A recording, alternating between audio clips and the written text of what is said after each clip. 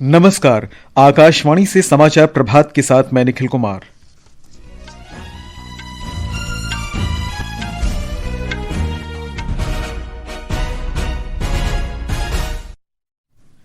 केंद्रीय मंत्रिमंडल ने निर्यातकों के लिए तरलता और प्रतिस्पर्धा बढ़ाने के लिए 20,000 करोड़ रुपए की ऋण गारंटी योजना स्वीकृत की।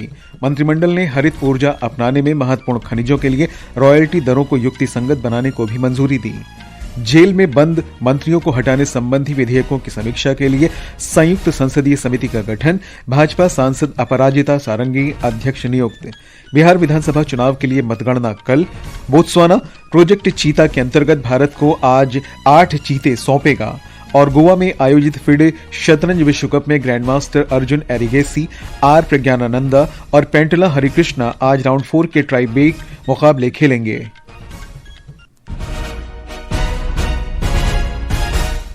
समाचार विस्तार से। केंद्रीय मंत्रिमंडल ने निर्यातकों के लिए एक नई ऋण आश्वासन योजना को मंजूरी दी है, जो एमएसएमई सहित निर्यातकों को 100% ऋण का आश्वासन प्रदान करती है। यह योजना 20,000 करोड़ तक का अतिरिक्त ऋण प्रदान करेगी, जिससे तरलता और भारत की वैश्विक प्रतिस्पर्धा बढ़ेगी। सूचना प्रसारण मंत्री अश्विनी वैष्णव ने कल नई दिल्ली में कहा कि इस योजना का उद्देश्य भारत को 1 लाख करोड़ के निर्यात लक्ष्य का समर्थन करना और आत्मनिर्भर भारत को बढ़ावा देना है। कैबिनेट ने सीजियम, ग्रेफाइट, रुबीडियम और जिरकोनियम जैसे प्रमुख खनिजों में रॉयल्टी दरों का संशोधन किया है। श्री वैष्णव ने कहा कि इससे लिथियम, टंगस्टन और नियोबियम जैसे महत्वपूर्ण खनिजों के घरेलू उत्पादन में वृद्धि होगी और आयात कम होगा। इससे भारत में रोजगार के अधिक अवसर भी सृजित होंगे। केंद्रीय मंत्रिमंडल ने 25,000 करोड़ रुपए से अधिक की लागत वाले निर्यात संवर्धन मिशन ईपीएम को भी मंजूरी दी है। ये एक प्रमुख पहल है, जिसकी घोषणा केंद्रीय बजट 2025-26 में की गई थी। विशेष रूप से एमएसएमई, पहली बार निर्यात करने वाले और श्रम प्रधान क्षेत्रों को बढ़ावा देने के लिए इसकी घोषणा की गई थी। केंद्रीय मंत्रिमंडल ने दिल्ली में लाल किले के पास हुई कार विस्फोट की आतंकवादी घटना में जान माल की हानि पर गहरा शोक व्यक्त करते हुए एक प्रस्ताव पारित किया है। मंत्रिमंडल ने निर्दोष लोगों की स्मृति में 2 मिनट का मौन रखा।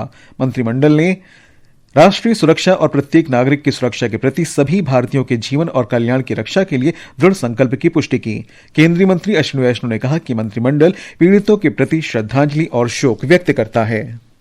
The cabinet unequivocally condemns. मंत्रिमंडल ने आतंकवाद के सभी रूपों और अभिव्यक्तियों के प्रति शून्य सहनशीलता की नीति के प्रति भारत की अटूट प्रतिबद्धता दोहराई। केंद्रीय मंत्रिमंडल ने भारत भर की कई सरकारों द्वारा व्यक्त एकजुटता और समर्थन के बयानों के लिए भी अपनी सराहना दर्ज की।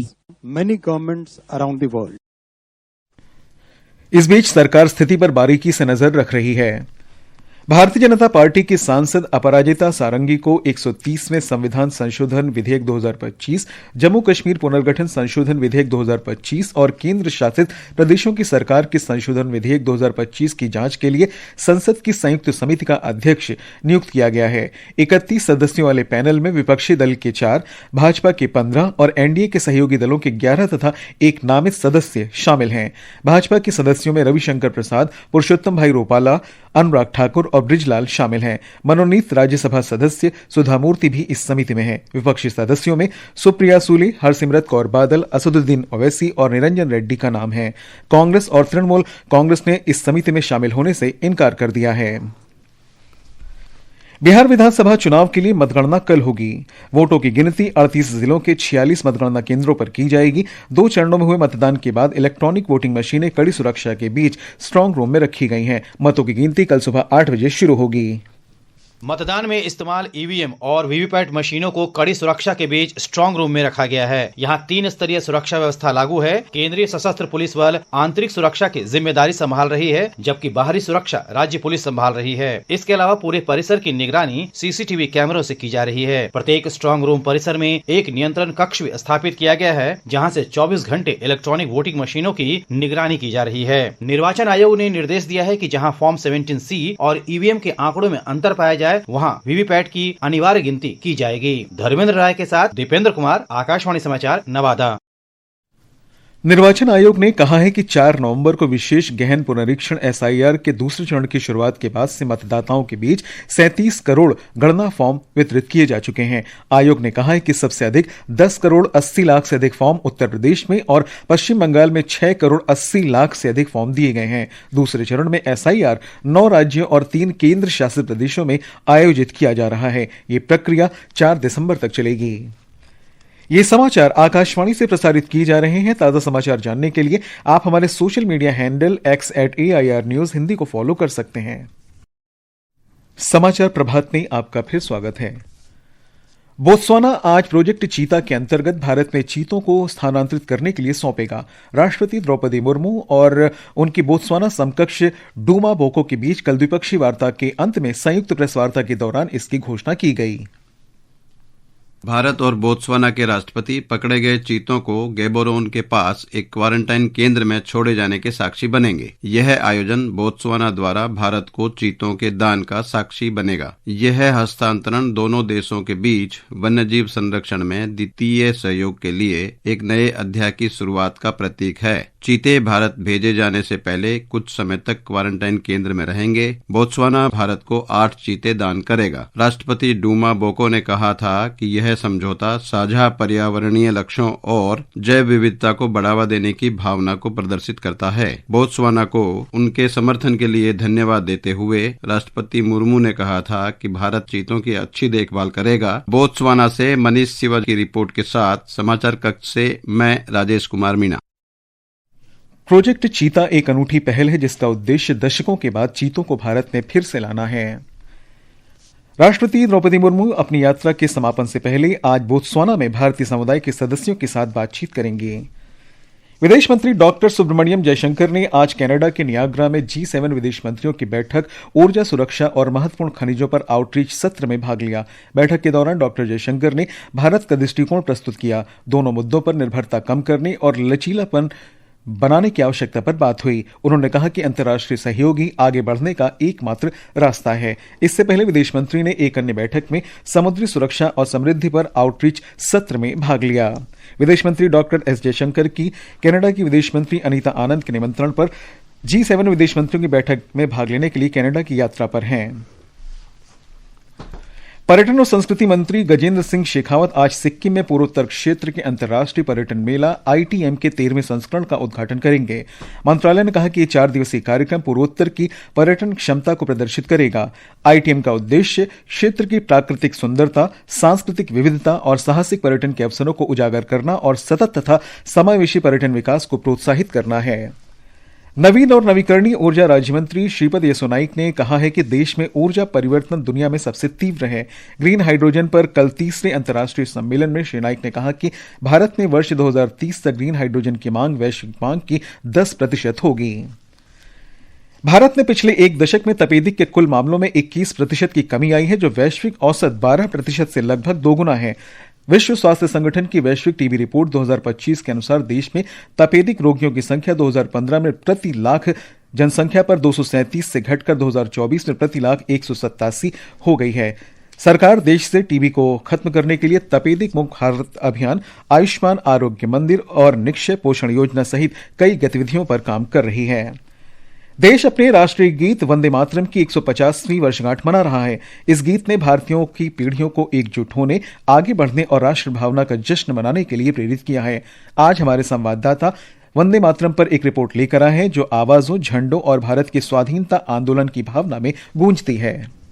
वंदे मातरम का आह्वान न केवल आवाजों में गूंजता था, बल्कि भारत के स्वतंत्रता संग्राम के रंगों और प्रतीकों में भी जीवंत था। यह राष्ट्रीय ध्वज के कई शुरुआती संस्करणों पर दिखाई दिया। प्रत्येक डिजाइन स्वतंत्रता के लिए संघर्षरत लोगों के सपनों और दृढ़ संकल्प को दर्शाता था। 1904 में सिस्टर निवेदिता ने बंगाली में वंदे मातरम लिखे वज्र ध्वज को डिजाइन किया। यह ध्वज जल्द ही प्रतिरोध का एक प्रतीक बन गया, जिसे बंगाल विभाजन के दौरान बैठकों और रैलियों में देखा गया और बाद में 1906 1906 में कांग्रेस के कलकत्ता अधिवेशन में प्रदर्शित किया गया। पहला ध्वज जिसे अखिल भारतीय मान्यता मिली वह 1906 में 7 अगस्त को कलकत्ता के पारसी बगान में फहराया गया। सचिंद्रनाथ बोस और सुकुमार मित्रा द्वारा डिजाइन किए गए इस ध्वज में 3 क्षैतिज पट्टियां थी। कलकत्ता ध्वज जिसे वंदे मातरम ध्वज के नाम से भी जाना जाता है, यह जल्द ही भारत की एकता और आशा का एक शक्तिशाली प्रतीक बन गया। 1906 में विपिन चंद्र पॉल ने वंदे मातरम नामक एक दैनिक पत्रिका शुरू की और श्री अरबिंदो को इसमें शामिल होने के लिए आमंत्रित किया। दोनों ने मिलकर इसे एक सशक्त मंच में बदल दिया जिसने लोगों को जागृत किया और उन्हें कार्य करने के लिए प्रेरित किया। इसके पन्नों के माध्यम से वंदे मातरम केवल एक नारे से बढ़कर विचार, साहस और राष्ट्रीय गौरव का एक आंदोलन बन गया। शिवांग गोस्वामी के साथ अक्षित वैद्यान, आकाशवाणी समाचार, दिल्ली।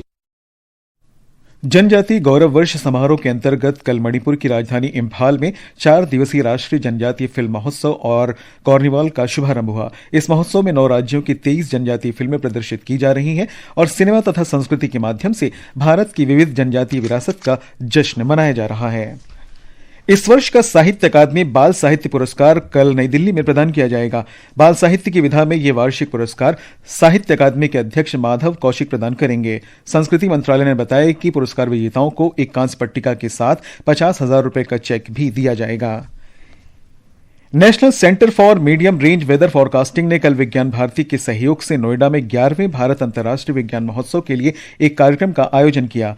पृथ्वी विज्ञान मंत्रालय ने कहा कि यह उत्सव अगले महीने की 6 तारीख से 4 दिन तक चंडीगढ़ में आयोजित होगा। फिडे शतरंज विश्व कप में grand master Arjun Erigaisi, R Praggnanandhaa और पेंटुला हरिकृष्णा आज गोवा में राउंड 4 के टाई ब्रेक मुकाबले खेलेंगे। ये मैच दोपहर 3 बजे से शुरू होंगे। इससे पहले अर्जुन ने हंगरी के पीटर लेको के साथ कड़ी टक्कर के बाद ड्रॉ खेला, जबकि प्रज्ञानंदा ने रूस के डैनियल डुबोव के खिलाफ ड्रॉ खेला था। क्रिकेट में भारत कल से शुरू हो रही 2 क्रिकेट टेस्ट मैचों की सीरीज के लिए दक्षिण अफ्रीका की मेजबानी करेगा। पहला मैच कोलकाता के ईडन गार्डन्स में खेला जाएगा। लॉस एंजलिस ओलंपिक 2028 की आयोजन समिति ने प्रतियोगिता कार्यक्रम जारी किया है। इसमें लॉस एंजलिस क्षेत्र के प्रत्येक पदक स्पर्धा का आयोजन कब और कहां होगा, इसका विवरण दिया गया है। ओलंपिक खेल का यह सबसे बड़ा आयोजन होगा, जिनमें लॉस एंजलिस और ओक्लाहोमा सिटी के 18 क्षेत्रों में 49 स्थानों पर 36 खेल और 51 विधाएं शामिल होंगी। मौसम विभाग ने आज केरल और माहे में कुछ स्थानों पर मूसलाधार वर्षा का अनुमान व्यक्त किया है। छत्तीसगढ़, पूर्वी राजस्थान और पूर्वी मध्य प्रदेश में आज शीतलहर की स्थिति बनी रहेगी। पूर्वोत्तर भारत में हल्के से मध्यम कोहरे की स्थिति तथा न्यूनतम तापमान में 2 से 3 डिग्री सेल्सियस की गिरावट का अनुमान लगाया गया है। इस बीच राष्ट्रीय राजधानी क्षेत्र दिल्ली में वायु गुणवत्ता गंभीर श्रेणी में बनी हुई है। केंद्रीय प्रदूषण नियंत्रण बोर्ड के अनुसार क्षेत्र का वायु गुणवत्ता सूचकांक 407 दर्ज किया गया है। वायु गुणवत्ता प्रबंधन आयोग ने दिल्ली और आसपास के इलाकों में ग्रेडेड रिस्पांस एक्शन प्लान के तीसरे चरण को लागू कर दिया है। ये समाचार हमारी वेबसाइट www.newsonair.gov.in और हमारे news on AIR mobile app पर भी उपलब्ध हैं। और अब समाचार पत्रों की सुर्खियों के साथ है जया भारती। धन्यवाद निखिल। दिल्ली बम धमाके के बाद सरकार की कार्रवाई से जुड़े समाचार अखबारों के पहले पन्ने पर है। दैनिक जागरण और राजस्थान पत्रिका ने लिखा है, सरकार ने कार विस्फोट को माना आतंकी हमला, दोषियों को सजा देने का संकल्प। दैनिक ट्रिब्यून और देशबंधु की सुर्खी है, कश्मीर में जमात इस्लामी से जुड़े 300 ठिकानों पर छापे। वीर अर्जुन की खबर है, संयुक्त राष्ट्र के महासचिव एंटोनियो गुतेरस ने घटना में लोगों की मृत्यु पर दुख व्यक्त किया। अमर उजाला की सुर्खी है, सरकार ने अमेरिकी टैरिफ से प्रभावित निर्यात क्षेत्रों में बढ़ावा देने के लिए 45,000 करोड़ रुपए की 2 परियोजनाओं को मंजूरी दी। दैनिक जागरण की खबर है, H1B वीजा पर ट्रंप का यू टर्न, कहा हमें दुनिया भर से लानी होंगी प्रतिभाएं। दैनिक भास्कर और देशबंधु के अनुसार महंगाई 10 साल के निचले स्तर पर पहुंची। हिंदुस्तान की खबर है, ईपीएफओ की तीसरी श्रृंखला लागू होने पर पीएफ खाता 1 सप्ताह में ट्रांसफर करने की सुविधा मिलेगी। सभी हाईकोर्ट वेबसाइट पर फैसलों का डैशबोर्ड बनाएं, सुप्रीम कोर्ट का यह फैसला दैनिक भास्कर की सुर्खी है। दिल्ली में वायु गुणवत्ता गंभीर, जनसत्ता के मुख पृष्ठ पर है। देशबंधु और दैनिक ट्रिब्यून ने लिखा है, प्रदूषण पर सुप्रीम कोर्ट सख्त, पंजाब और हरियाणा सरकार से मांगी रिपोर्ट। अंत में मुख्य समाचार एक बार फिर। केंद्रीय मंत्रिमंडल ने निर्यातकों के लिए तरलता और प्रतिस्पर्धा बढ़ाने के लिए 20,000 करोड़ रुपए की ऋण गारंटी योजना स्वीकृत की। मंत्रिमंडल ने हरित ऊर्जा अपनाने में महत्वपूर्ण खनिजों के लिए रॉयल्टी दरों को युक्ति संगत बनाने को भी मंजूरी दी। जेल में बंद मंत्रियों को हटाने संबंधी विधेयकों की समीक्षा के लिए संयुक्त संसदीय समिति का गठन, भाजपा सांसद अपराजिता सारंगी अध्यक्ष नियुक्त, बिहार विधानसभा चुनाव के लिए मतगणना कल, बोत्सवाना प्रोजेक्ट चीता के अंतर्गत भारत को आज 8 चीतें सौंपेगा और गोवा में आयोजित फिडे शतरंज विश्व कप में ग्रैंडमास्टर अर्जुन एरिगेसी, आर प्रज्ञानानंदा और पेंटला हरिकृष्णा आज राउंड 4 के टाई ब्रेक मुकाबले खेलेंगे। इसके साथ ही समाचार प्रभात का ये अंक समाप्त हुआ। नमस्कार।